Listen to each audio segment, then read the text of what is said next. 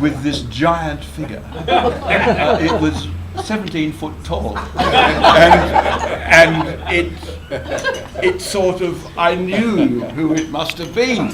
Norman Lindsay! You and I visited Norman together, and you did that wonderful description of him as, you know, the messenger of the gods, Jeff, a wonderful poem which was published in the Herald.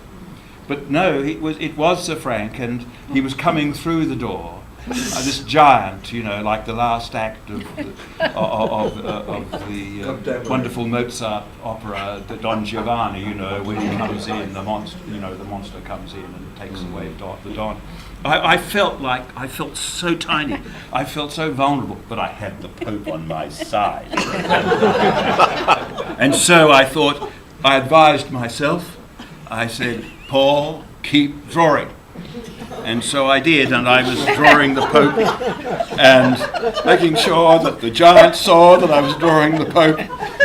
And do you know, it worked, because he came in. He must have been enraged to see this. I believe he had a very bad temper. He was enraged to see this pup, you know, sitting at his desk, you know, with all those pictures around, drawing, for God's sake. And so, anyhow, he came very, very close, and I could feel his broad bosom, you know, pressing against my arm as I was drawing, you know, like this. And I knew that he was alarmed, and I didn't say anything. I didn't dare say anything. I thought he should open the conversation. And